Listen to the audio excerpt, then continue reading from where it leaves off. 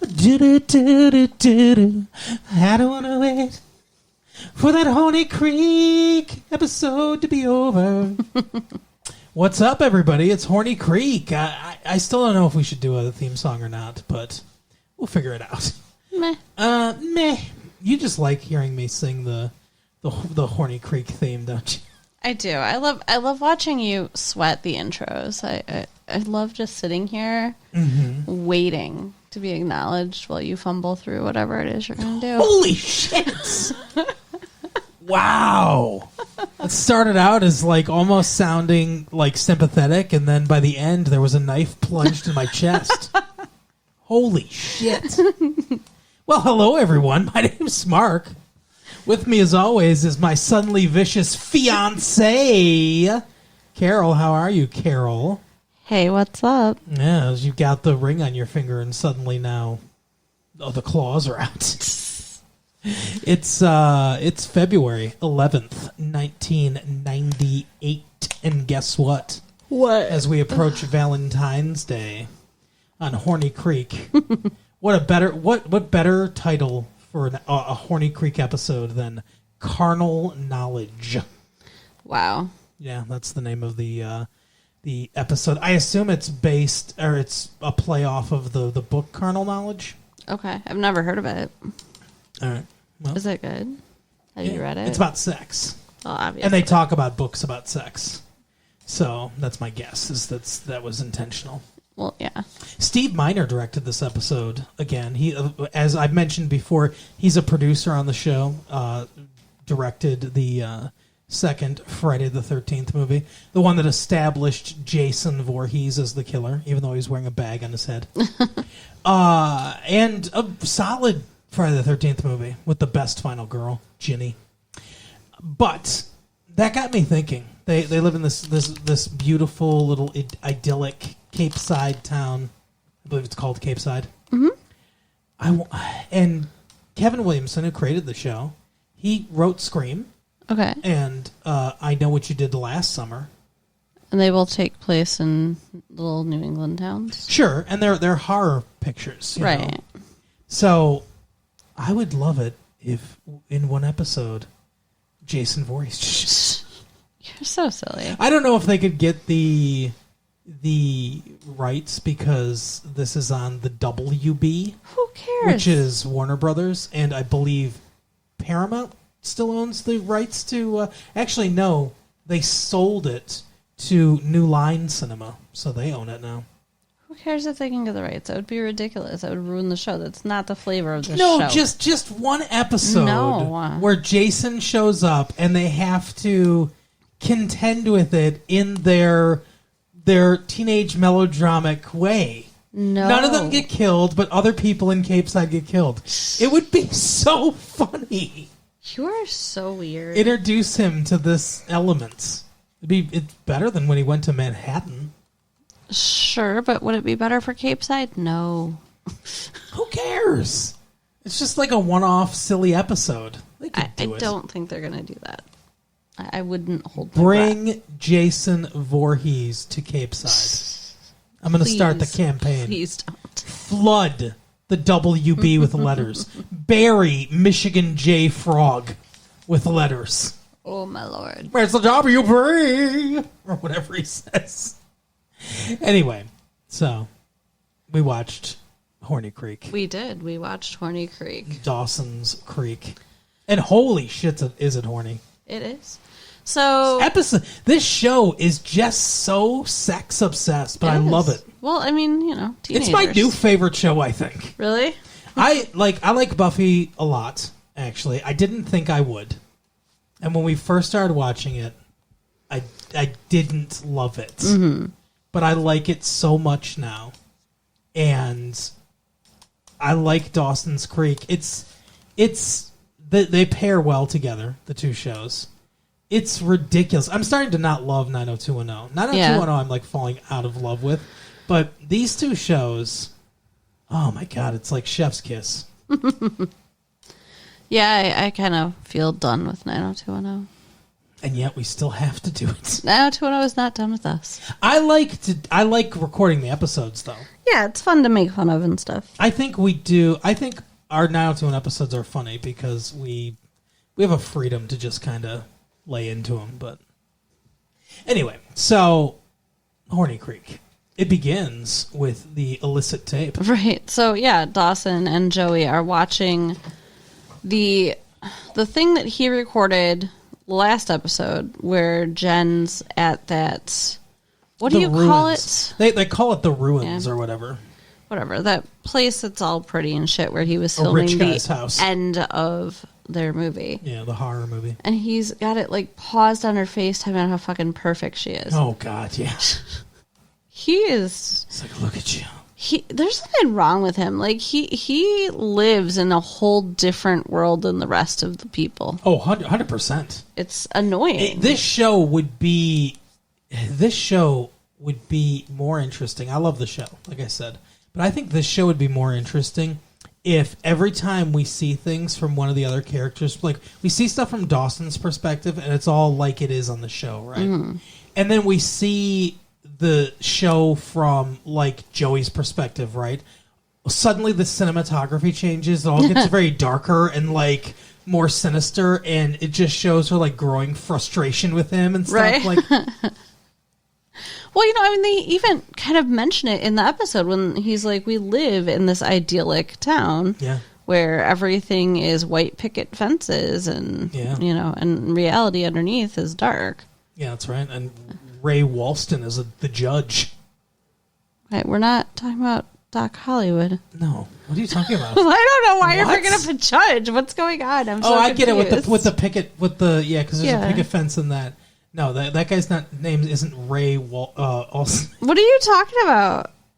I'm talking about the show Picket Fences with Tom Skerritt. I don't know that one. Yeah, it's a good show.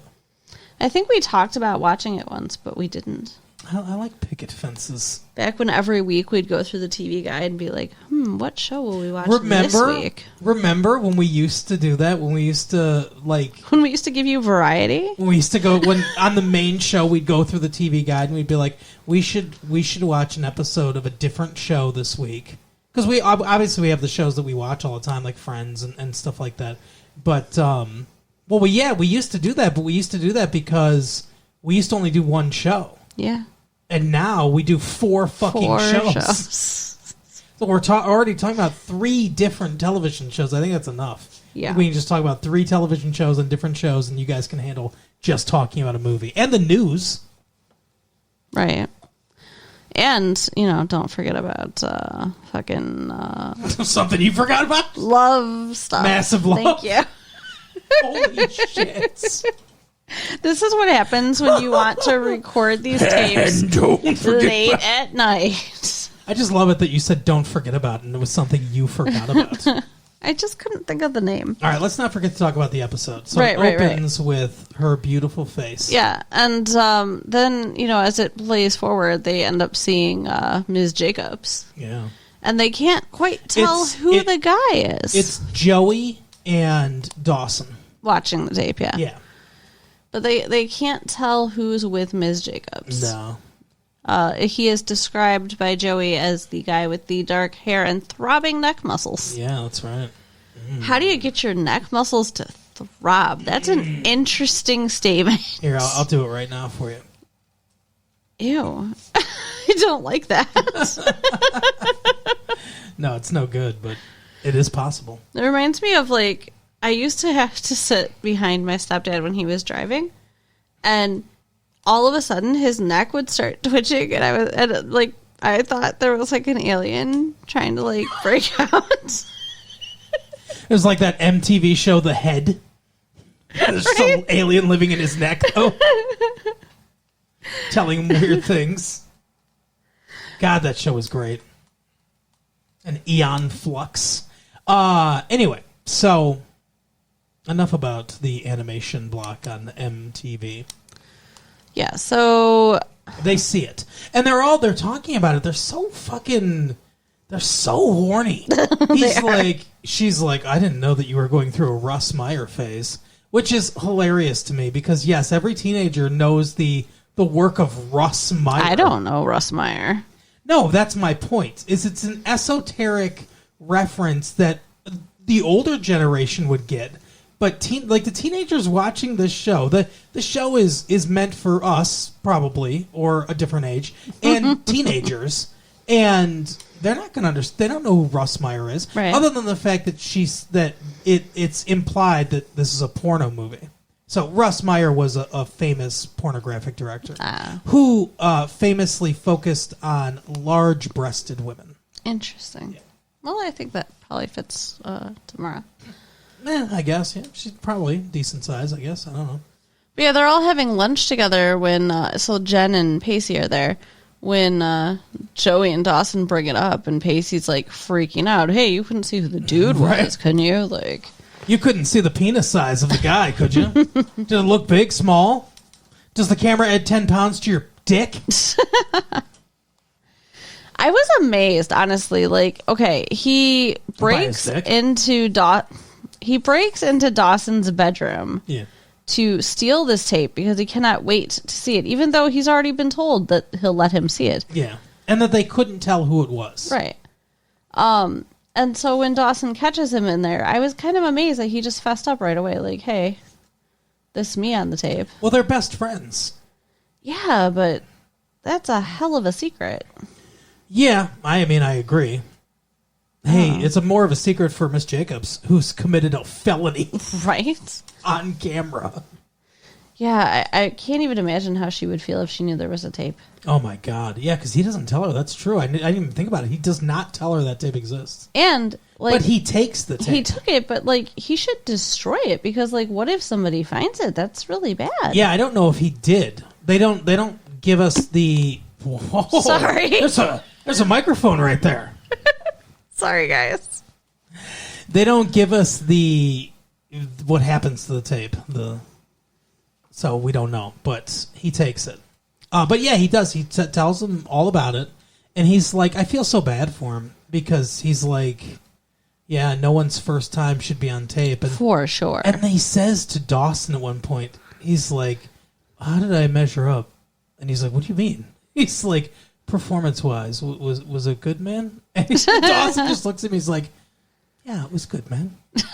Like, what an awkward fucking conversation. Yeah. And, oh my God, that's so, like, he had sex for the first time, and all his friends saw it. But nobody knew.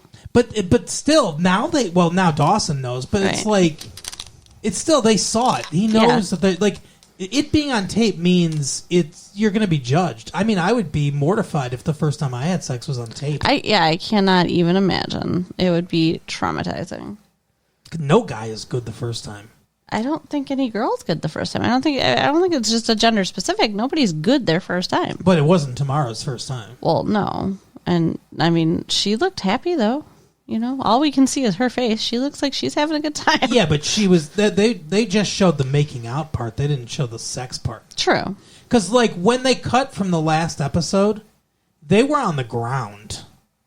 I don't know, maybe they were on the grass, like, you know, hardcore fucking. And they showed it all. No, I'm just joking. But they were on the grass, and in the video that we see, they're standing. Yeah. So maybe the camera didn't catch when they actually go down. Well, I think in reality it wouldn't have, but we're supposed to believe that it did, even though nobody was changing the camera angle to follow them around. Yeah, I don't know. But I thought it was interesting, too, that Dawson uses those minis, the mini cassettes. Did you notice that? Yeah. I don't know why. Well, like, what else is he going to use? No, regular size cassette. Cassette? Tape. You know, a tape. VHS tape? Yes. Yeah. But he's using a mini VHS tape. Right, but I mean, isn't that what things get recorded on and then you transfer it to the bigger one? I don't think that a video camera just records a regular VHS tape size tape. Yeah, it does. And so you can get certain camcorders that use the little ones, and then there's a converter, right? But there's full-sized ones. We have one. I mean, my parents have one. I don't own it anymore. But it's a big black. I used to use it sometimes, but to do like shoot like like birthday parties and stuff like that. Mm-hmm. But it's a big black VHS recorder, and you push the button, and the whole side comes out, so that you can put a full size tape in there. Interesting. Yeah, I think the mini ones are probably more popular, just because it's easier to carry around and easier to put into a camera and stuff like that. But maybe he has a nice camera. I wish he was using film, since he's making movies. I wish he was using actual film. Isn't that more expensive? Or? Oh, 100%. Yeah, way more expensive. But you could get like a 16 millimeter camera and then blow it up to 35, which is what they actually shoot movies in. Do they have players for the minis, or do you have to convert them? No, I think they have players for the minis too. But they have like I said, they have a converter where it's like it's a full size cassette with a little like window cut out of it, and you push the button and you put the mini in there, and then put the whole size cassette into a regular VHS, and it plays it. You keep calling it a cassette. You're freaking me out. It's not a cassette. Yeah, it is. It's a video cassette recorder. VCR. Huh. So they're tapes, but they call them video cassettes. Okay. There's audio cassettes, we have CDs now, but like the audio tapes, those are different. Like we record our stuff on. Cassette tapes is what I've always, heard them called, cassette tapes. Yeah, cassette tapes for the music. Yeah, but video cassettes. I've never heard that. Okay, well that's what VCR stands for, video cassette recorder. Interesting. Okay. So Pacey obtains this tape, and now Dawson knows that him and Ms. Jacobs had sex. Right. And Pacey is getting jealous because he keeps seeing Ms. Jacobs talking to that other teacher that she had been on a date with before. Mr. Gold. Yeah. Well, they were at the movies. Yeah, the one who, we thought, he got punched because they were arguing in the theater and stuff. Pacey got punched by somebody else. Yes, but still. Yeah. So I don't know what you're talking about, but... What do you mean? You don't know what I'm talking about? The one we thought got punched, you said. I don't know. I don't know what I said. I flummoxed her with logic. But it turns out that he is gay.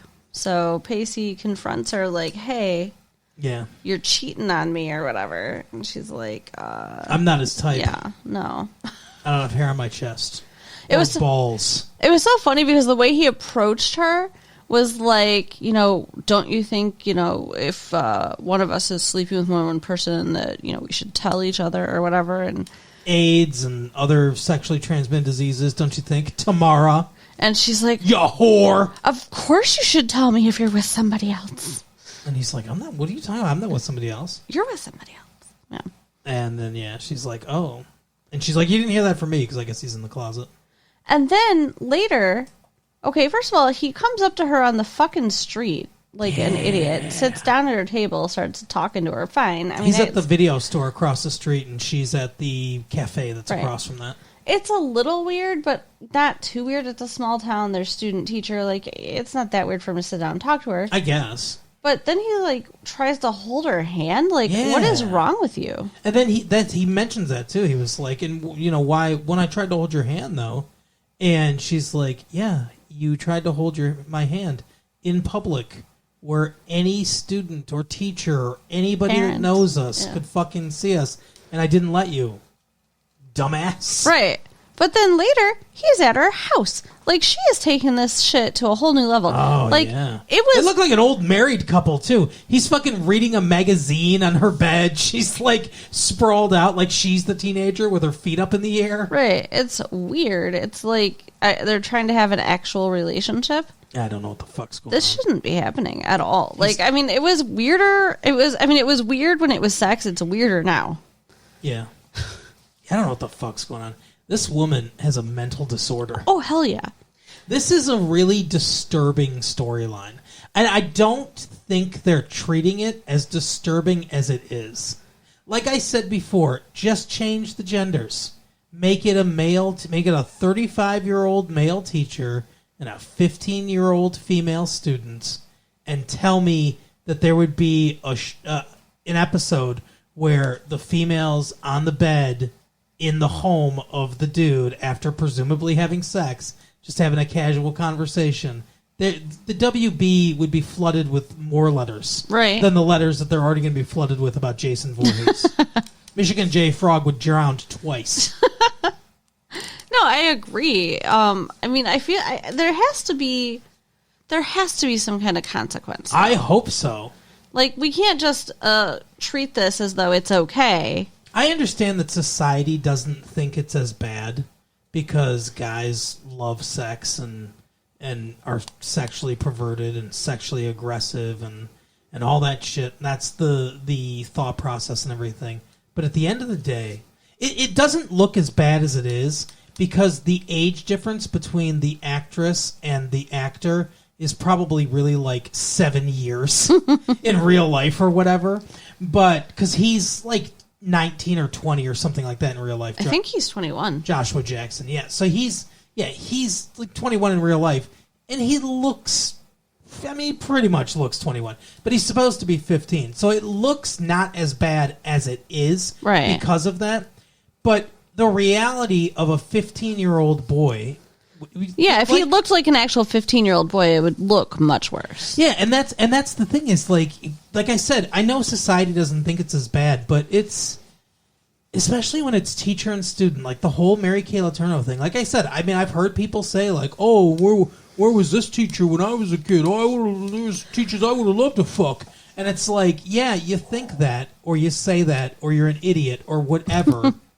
But the reality of what that does to you psychologically at 15, when there's someone in a position of power... You have no idea what that's going to do to you. Right. You know, like, I mean, even if it's just, like, gives you a weird sexual fetish for the rest of your life, that's still not great. Yeah. It's not the way that that teenagers should come to sex for the first time, no pun intended. For sure. Yeah. It's no good. And it's upsetting. And I really kind of hope that, you know, she gets hers, like, and not in the way that she's currently hers right now, I'll tell you that much. And then Dawson and Jen are at I love the disapproving look on your face. You know I don't like it when you do that. Well, just tell us about Dawson and Jen. Stop it. Hey, you know what we should do one time? What? We should go to Blockbuster and we should rent E.T. so that we can review E.T. and I can recreate that scene where he goes, ouch.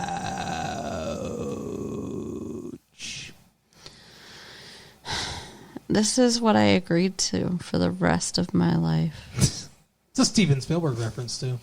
I should get extra points because we are talking Horny Creek. We are talking Horny Creek. Anyway, Dawson and Jen are filming a voiceover for the movie at his mom's work. Yeah, ADR, additional dialogue recording. Like, he seems like he's taken this movie a little too seriously, perhaps. I'm just saying. I mean, it doesn't look great. He wants to enter it. You know, it does not look great at all.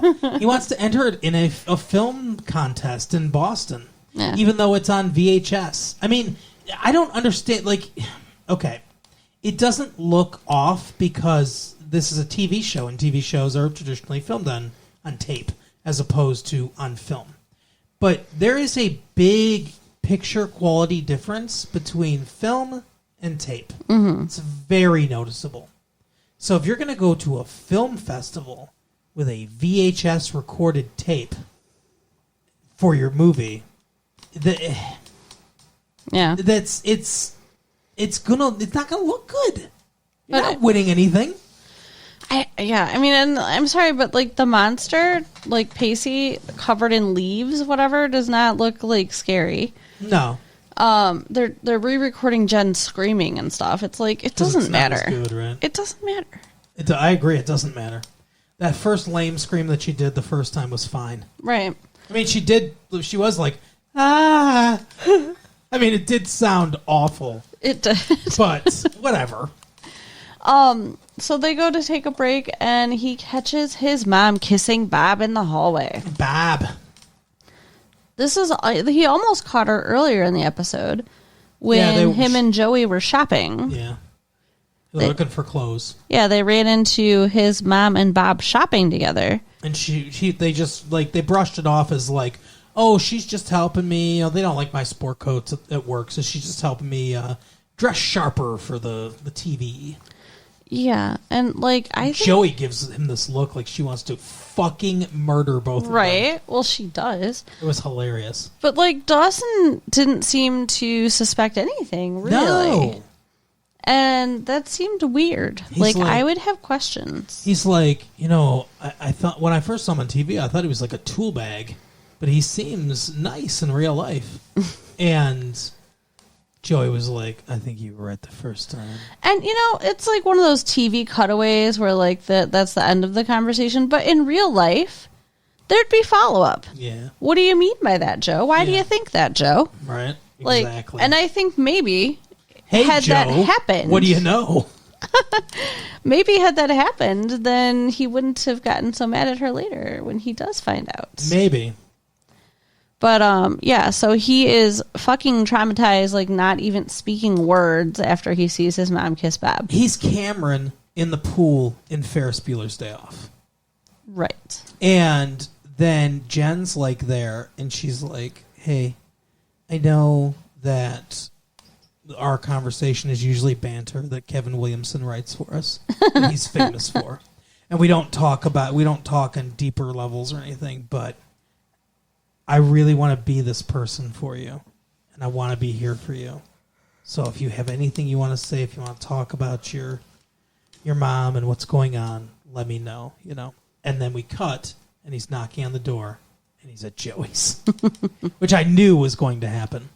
And then they talk, and it comes out that she knew. Yeah. And he's fucking pissed. This dude is the most unreasonable person in the entire world. He has super high expectations of everyone, including himself. Yeah, he thinks that everyone needs to be an idealized version. And that's the thing, is not as a denigration to Steven Spielberg at all, because I think especially later now, he has shown with Schindler's List, and he's got a war movie that's coming out this year, too, that we're going to see with Tom Hanks.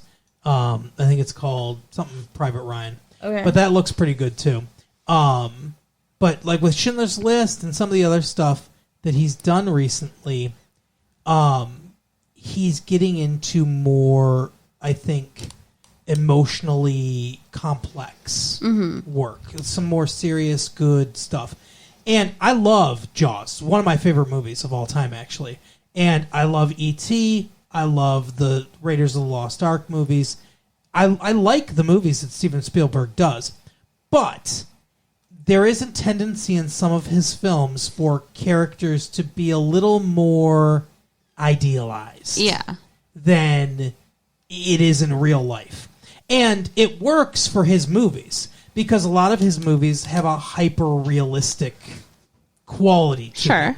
Like, where it's not quite real life. It's like real life, but blown up to, like, the big screen. It's the movies that he grew up on. It's like the 50s and the early 60s kind of like, let's go out to the movies kind of, like popcorn adventures. Like, that's a lot of what his films are. And they're great, and they work like that. But if that's what you think of and know as life, you could turn out like this. Right. Where you think like, oh, everybody's got to be idealistic like this.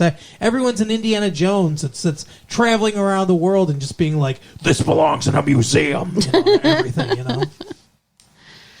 And, and also, poor Dawson's dad. It is his parents' 20th anniversary. Yeah, poor John Wesley Shipp. And he's so in love with his wife. And earlier in the episode, before all this, comes up, they're like making out in front of Dawson. Like he has to leave the room because it's like getting uncomfortable. Yeah. Like, what is wrong with his mom?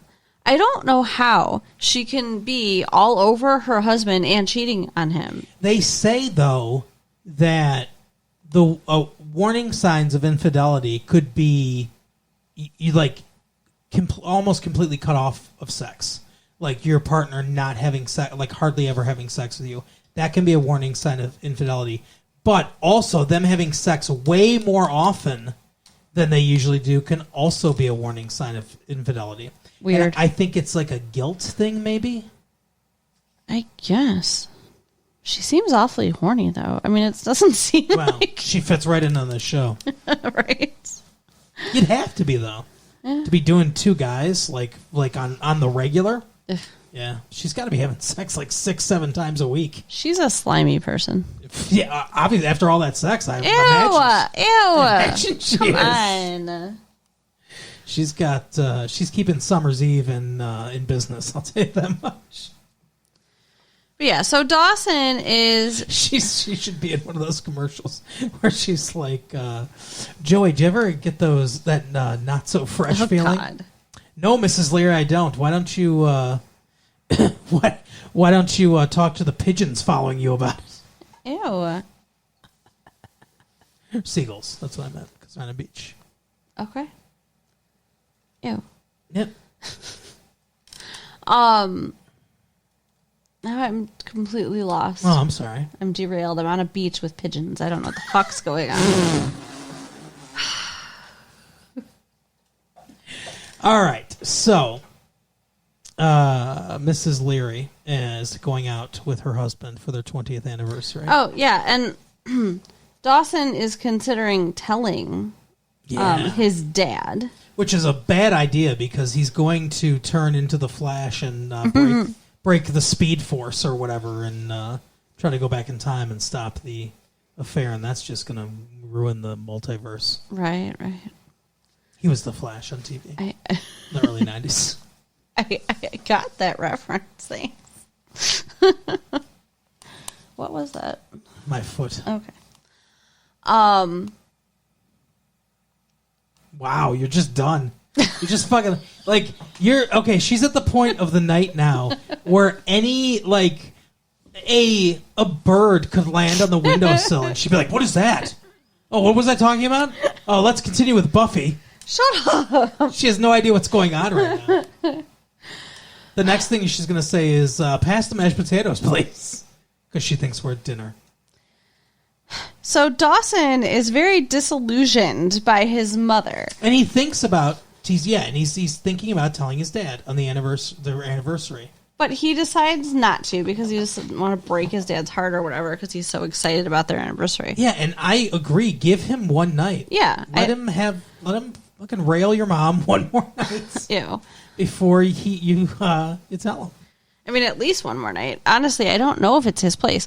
But he thinks that Joey should have told him as soon as she knew. And he's very upset and tells her, our friendship's over and all this bullshit. We get into a lot of secret stuff. He does. He's like, yeah, our friendship. Like, come on. Fucking chill out, Dawson. Yeah.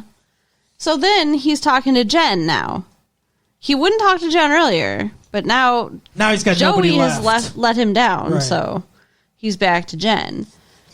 And he's like, the no secrets between us. We're not going to be like my parents. We should have a chance. Yeah. I want to have a chance with this relationship. No secrets. We can't ever keep secrets about anything. We have to tell each other absolutely everything. And so she's like, well, let me tell you why I'm here and not in New York anymore. And, it's because of, the sex and the drugs. And he's like, oh, you were hanging out with those kids? And she's like, I was those kids. God, he's such a moron that he couldn't even, make the leap that she did this stuff. Right. He's just like, oh, they sent you here to get you away because, you need to stay so pure. Mm-hmm.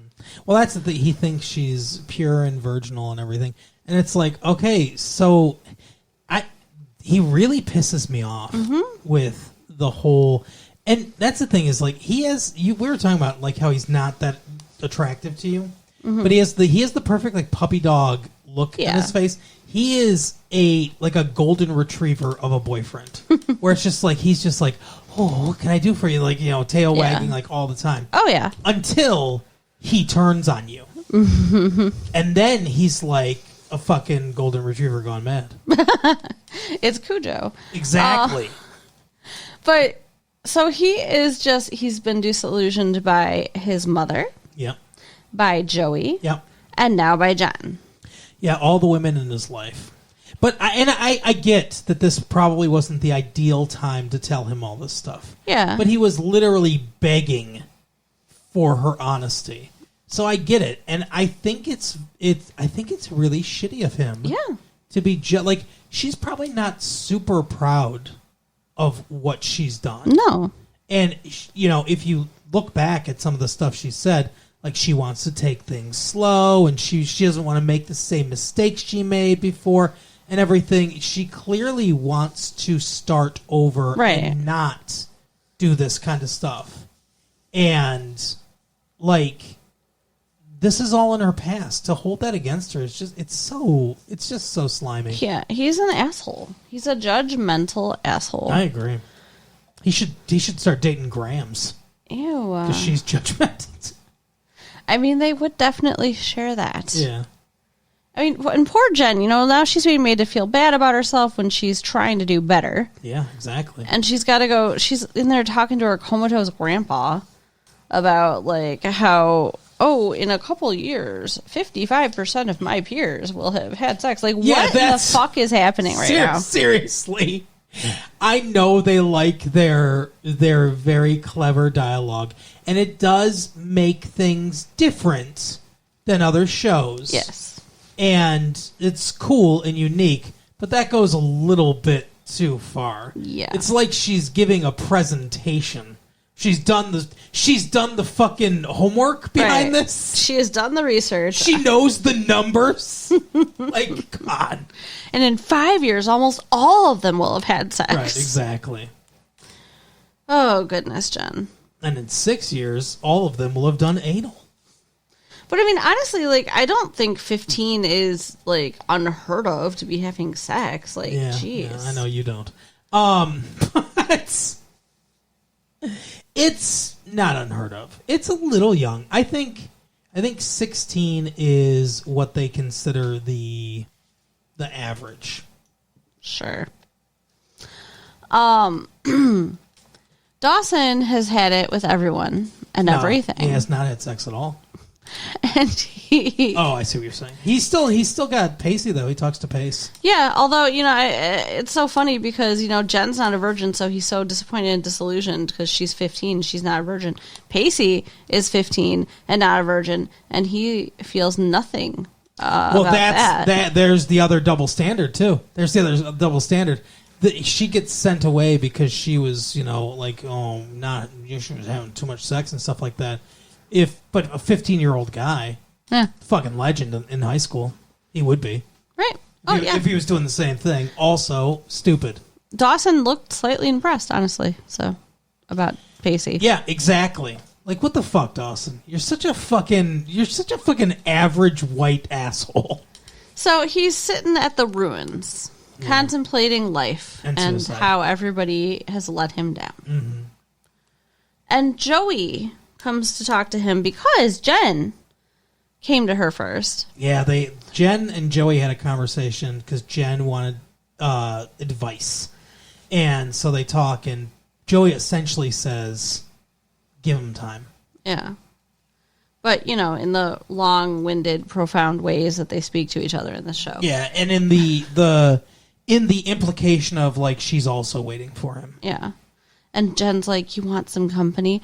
Like, she looks like she doesn't. Yeah. They say things, like, in such strange ways that it's like they're saying things to each other that you'd never actually say, but it's so hidden under the layers and subtextual that they get away with it, but it's still weird. Yep. Agreed. Like, no woman's gonna just be like, oh, hey, we're both into the same dude. Let's wait for him together. Let's be buddies. Right. But that's basically what she said to her. Mm-hmm. And then Joey shows up to talk to Dawson, and they have another weird subtextual thing, and I didn't like it at all. It could have been a situation where Jason Voorhees shows up. I mean, just for a minute to break this weird conversation. But seriously, though, what did you think about that? I think what the point of the conversation is that they're giving... So, in case you guys didn't watch the episode, I mean, shame on you, but But what he does is they have this conversation, and he says, I'll bet you in some other universe we've been married 50 years. I don't know why they're 50 years older in this other universe, or if he just means in the future, like another universe, and it's also the future. I don't know what the fuck he's talking about. But he says we've been married 50 years or whatever. And then she's like, I bet the wedding was great. We both brought dates. And so then it gets into this situation of Dawson is getting married to Joey, but has Jen as a date. So I think, and they're talking about how the night's going and everything, and looking from her to her to her, whatever. And I think the point is she's saying, I am what you want in a wife. Like, I'm a virgin. I'm, this idealized thing.